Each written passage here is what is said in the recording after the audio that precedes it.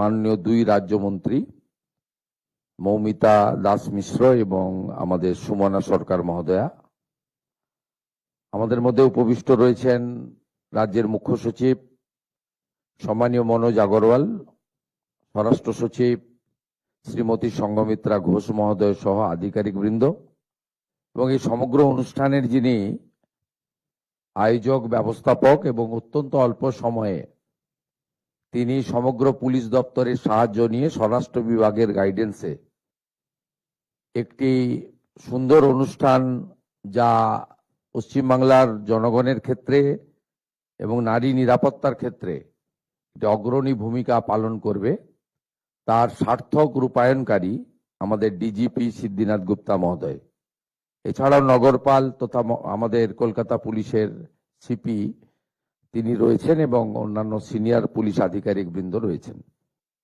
আমি সকলকে ধন্যবাদ জানাচ্ছি এবং যারা ভার্চুয়াল মোডে যুক্ত আছেন, বিভিন্ন সাইবার হেল্প ডেস্কের সুরক্ষা প্রদানকারী আমাদের পুলিশ বাহিনীর কর্মীবৃন্দ তথা মহিলা হেল্প ডেস্ক যাদের দ্বারা পরিচালিত হবে সেই সমস্ত আমার বোন এবং দিদিরা, এছাড়াও আজকে অত্যন্ত স্বল্প সময়ের মধ্যে সংক্ষিপ্তভাবে আমাদের সচিবালয়ের সভাগৃহের সামনে থেকে দুর্গা স্কোয়াডের একটি টিম যাত্রা শুরু করেছেন এই মহতী উদ্যোগকে সফল করার জন্য। সেই সমস্ত বোনেদেরকেও আমি আমার অন্তর থেকে স্বাগত জানাই, শুভেচ্ছা জানাই।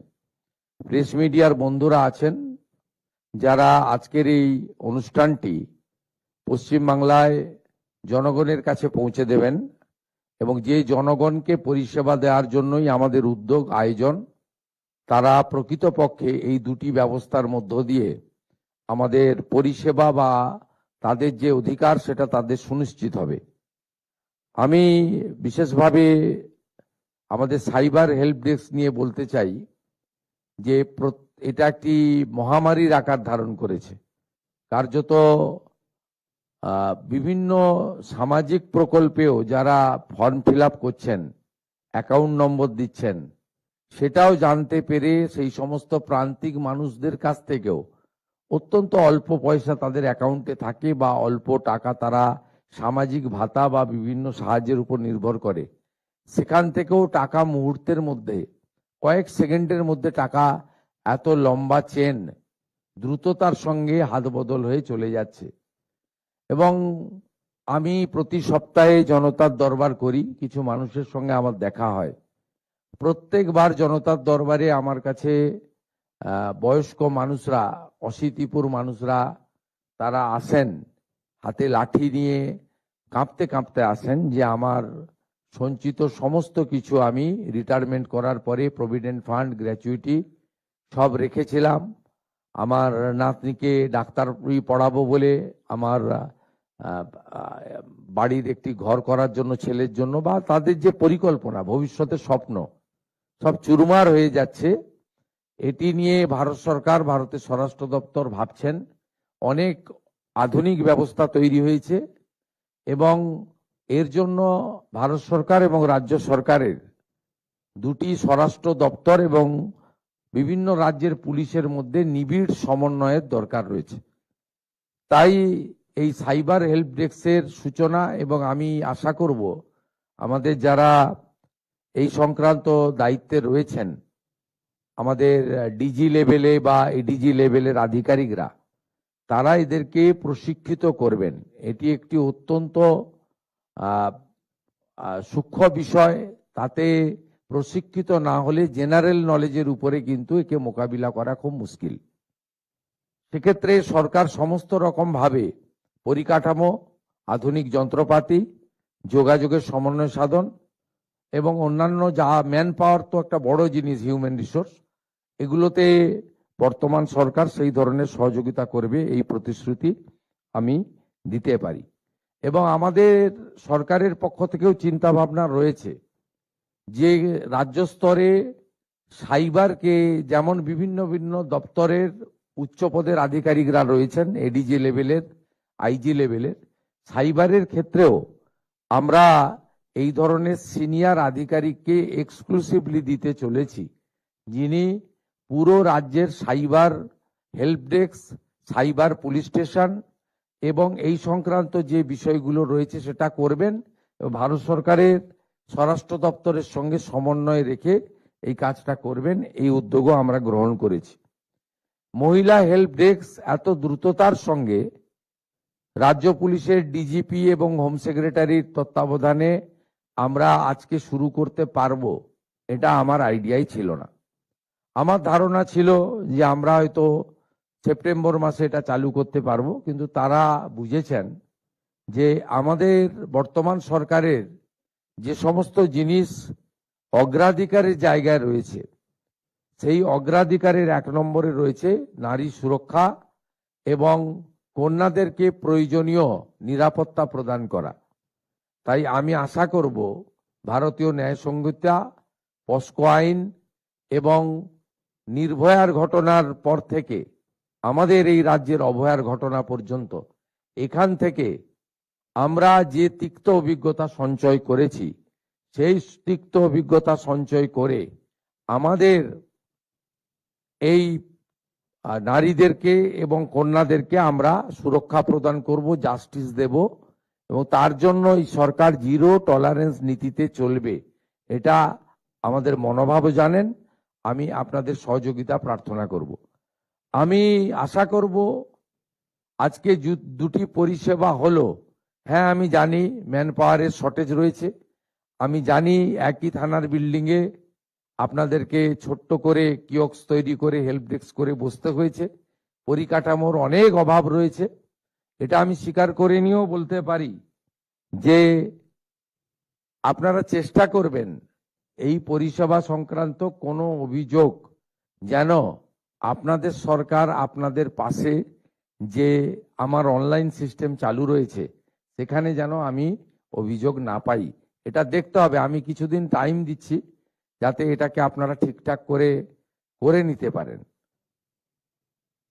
এর বাইরেও আজকে অনেকগুলি আমাদের আধুনিক অডিও ভিডিও সিস্টেম, একটি থানার প্রশাসনিক ভবন নির্মিত ছিল আগেই, তার উদ্বোধন পেন্ডিং ছিল, এটা আপনারা করেছেন।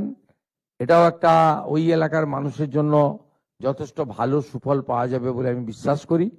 এবং আমি যেটা গুরুত্ব দিতে চাই আপনাদেরকে, সেটা হচ্ছে সুরক্ষিত পুলিশ বাহিনী, শৃঙ্খলিত পুলিশ বাহিনী এবং পুলিশের সংখ্যা, তার সঙ্গে আধুনিক ইনফ্রাস্ট্রাকচার এবং লজিস্টিক সাপোর্ট, এর মধ্য দিয়ে আমরা যাতে পশ্চিমবঙ্গ পুলিশকে অন্যান্য রাজ্যের পুলিশ বা দিল্লি পুলিশ বা প্যারামিলিটারি ফোর্সেস সমতুল্য করতে পারি, এই ব্যবস্থা আমাদেরকে নিতে হবে। এবং পুলিশের যে বহুমুখী দায়িত্ব কর্তব্য রয়েছে, সে দায়িত্ব কর্তব্য তারা পালন করুন, এটাও আমি চাইব।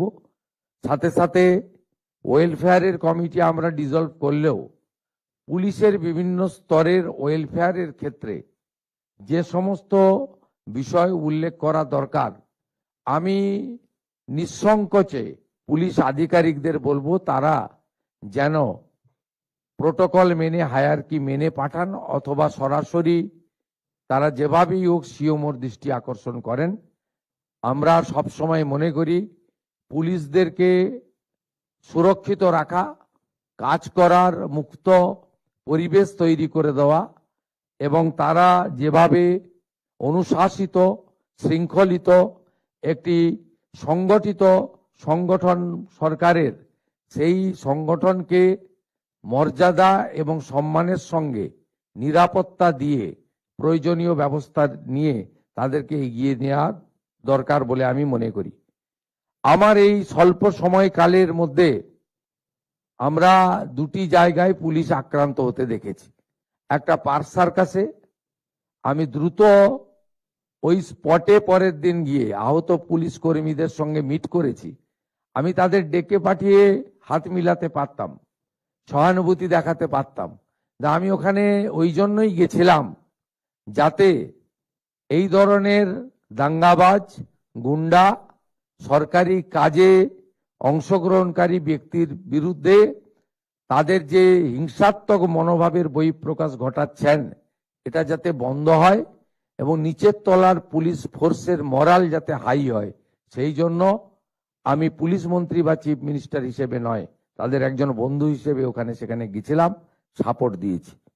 পরবর্তীকালে আসানসোলে পুলিশ ফাঁড়ির উপরে যে আক্রমণ হয়েছিল, তাতে কতটা কঠোর কঠিন অবস্থান রাজ্য সরকার নিয়েছে সেটাও আপনারা দেখতে পেয়েছেন। কয়েকদিন আগে বিধানসভায় গুন্ডা দমন, প্রিভেন্টিং অ্যারেস্ট এবং সম্পত্তি বাজেয়াপ্ত করে ক্ষতিপূরণ আদায়ের ক্ষেত্রে আমি মনে করি যে এক্ষেত্রে পুলিশেরও অনেকটা কাজ করার পরিবেশ এবং আমাদের যে day to day law and অর্ডারের প্রবলেম হয় সেগুলোর ক্ষেত্রে অনেক সংখ্যা কমবে। আমি শুধু আপনাদের কাছে একটা কথাই বলবো যে কোনো কিছু অভিযোগ এলে লুকানোর দরকার নেই, নথিভুক্ত করুন, এফআইআর করুন, তাকে সঠিকভাবে মোকাবিলা করুন এবং ভারত সরকারের স্বরাষ্ট্র দপ্তর যে ধরনের তথ্য বিভিন্ন ক্রাইমের ক্ষেত্রে, বিশেষ করে মহিলা সংক্রান্ত, শিশু সংক্রান্ত যে সমস্ত অভিযোগের ক্ষেত্রে ডাটা বা তথ্য চায়, বিগত দিনে যেটা আমাদের সরকার পাঠায়নি, সেইটা যাতে আমরা কোনোভাবে একটা সংখ্যাও কম না পাঠাই। কারণ আমরা যদি জানতে পারি আমাদের রাজ্যে কোন ধরনের ব্যাধিতে আমরা আক্রান্ত হচ্ছি, কোন ধরনের ব্যাধি বেশি করে হচ্ছে, তাহলে আমরা সঠিক চিকিৎসার ব্যবস্থা করব।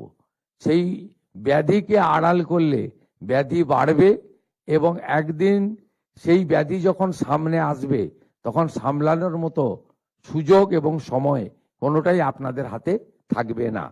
তাই পুলিশের যে সিস্টেম রয়েছে কাজ করার, তাতে অনেকগুলি সিস্টেম রয়েছে। কিছু কিছু ক্ষেত্রে আপনি নিশ্চিন্তে থাকুন, অনেকগুলি ক্ষেত্রেই বলবো কোনো রকম হস্তক্ষেপ হবে না। আমি আগেও বলেছি, সিনিয়রিটি মেনটেন করা, হায়ারকি মেনটেন করা, আপনাদের যার যার দায়িত্ব সেই দায়িত্ব পালন করা, কাজ করার পরিবেশ দেওয়া এবং এমন কিছু বিষয় থাকে যেখানে অন স্পট আপনাকে সিদ্ধান্ত নিতে হয়, সেই সিদ্ধান্ত নেওয়ার ক্ষেত্রে আপনার অধিকার এবং স্বাধীনতা ফিরিয়ে দিয়ে আমাদের এই রাজ্যের পুলিশের যে সুনাম ছিল বিগত দিনে, সেই সুনামকে আবার পুনর্বার প্রতিষ্ঠিত করে আধুনিক পরিষেবা প্রদানের মাধ্যমে আমাদের এই রাজ্যের জনগণকে আমরা সুরক্ষিত করব। ভারতীয় ন্যায় সংহিতা অনুযায়ী তাদেরকে আইনি সুরক্ষা এবং পরিষেবা দেব এবং একটি সংগঠিত ডিসিপ্লিন পুলিশ পরিবার হিসেবে আমরা এগিয়ে যাব। আমি বিশেষভাবে কলকাতা পুলিশকে ধন্যবাদ জানাবো। কিছুদিন আগে তারাতলার ইনসিডেন্টে যে 20 জনকে প্রাথমিকভাবে জীবিত বাঁচানো গেছে, এক্ষেত্রে স্থানীয় জনগণের সাথে কলকাতা পুলিশ এবং ফায়ার ব্রিগেডের বন্ধুরা এবং কর্পোরেশনের সাথীরা তারা যথেষ্ট উল্লেখযোগ্য ভূমিকা নিয়েছেন এবং তার পরবর্তী সময়ে খুব দ্রুততার সঙ্গে আমি এবং মুখ্য সচিব আলোচনা করে এনডিআরএফ এবং আর্মিকেও আমরা যুক্ত করেছিলাম।